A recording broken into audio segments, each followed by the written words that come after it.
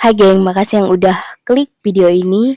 Oke, kali ini kisah misteri bakalan menceritakan sebuah kasus kriminal lagi yang terjadi di Kanada pada tahun 2008. Kejadian berdarah ini terjadi di sebuah bus di mana sang pelaku merupakan seorang laki-laki imigran asal Cina yang melakukan aksi kanibalisme kepada seorang pria Kanada berusia 22 tahun.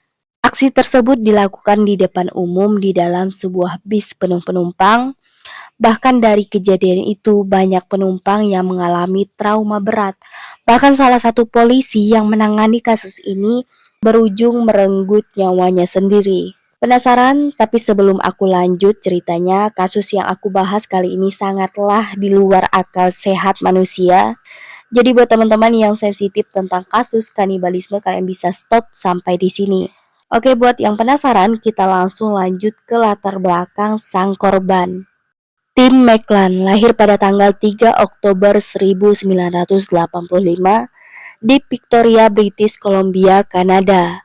Tim dikenal sebagai sosok pria yang hangat sehingga ia mudah bergaul dengan orang lain maupun bertemu dengan orang asing. Bahkan menurut pamannya Tim yaitu Alec McLan, Tim dikenal sebagai sosok yang suka traveling dan bertemu orang-orang baru. Tapi sayang berpergian dan bertemu dengan orang asing di bus dengan kejam akan menghentikan kehidupan Tim yang ceria. Jadi pada tanggal 30 Juli 2008, Tim baru saja pulang bekerja dari sebuah karnaval. Kala itu ia menaiki sebuah bus Greyhound nomor 1170.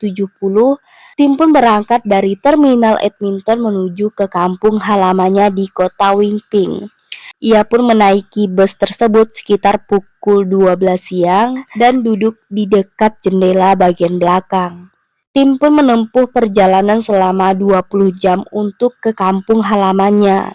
Kemudian pada pukul 7 malam, bis pun berhenti di Erickson. Nah, seorang penumpang imigran asal Cina berusia 40 tahun bernama Vincent Lee menaiki bis itu dan dengan cepat duduk di bagian depan bis tersebut. Kemudian jam 8 malam, bus pun berhenti di peristirahatan, di mana Lee, seseorang yang baru saja naik bus tersebut, memilih untuk keluar dan merokok.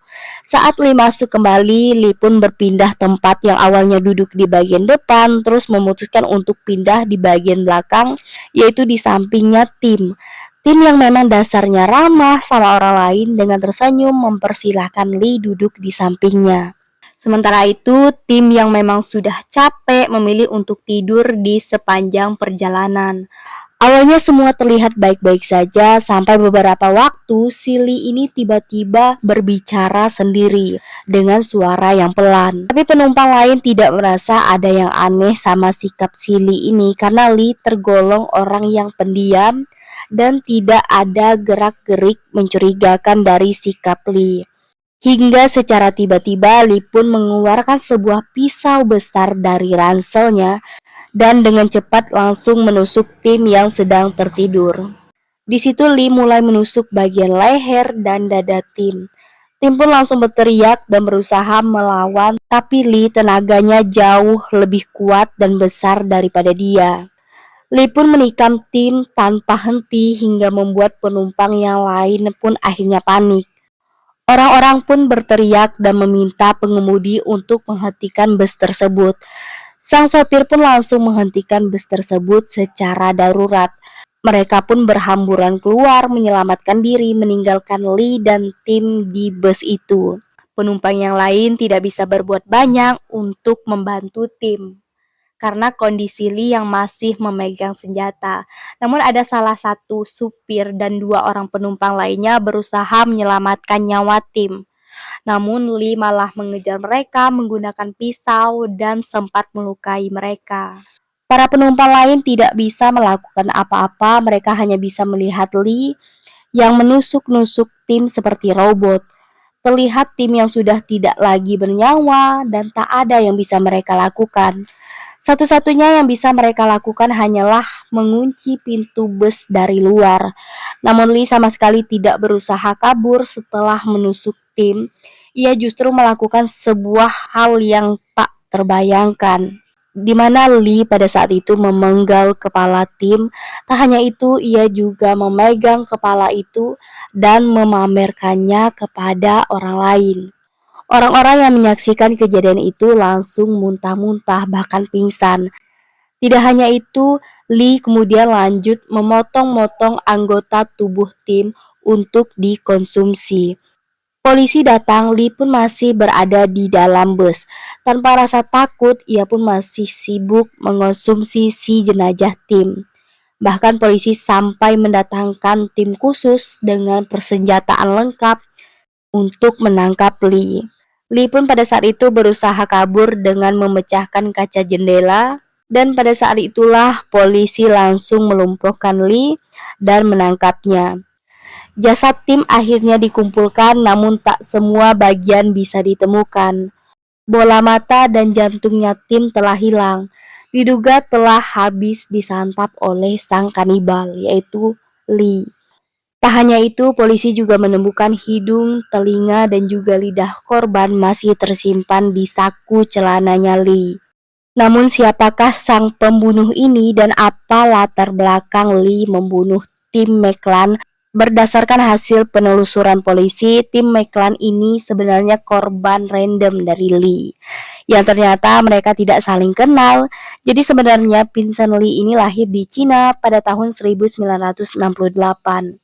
Lee sendiri memiliki karir dan pendidikan yang cukup bagus, di mana Lee lulus dari Institut Teknologi Wuhan dan sempat bekerja sebagai software, sampai ia memutuskan untuk pindah ke Kanada pada tahun 2001.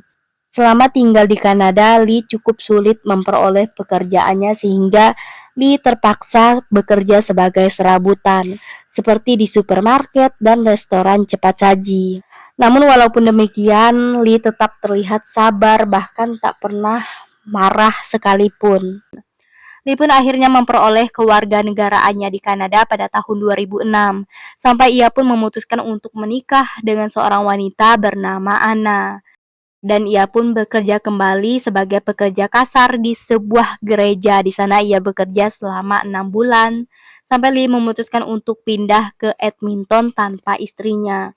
Beberapa minggu sebelum kejadian naas pada 30 Juli 2008 di dalam bus itu, ternyata Lee sempat dipecat dari pekerjaannya di Walmart karena berselisih dengan salah satu pelanggannya.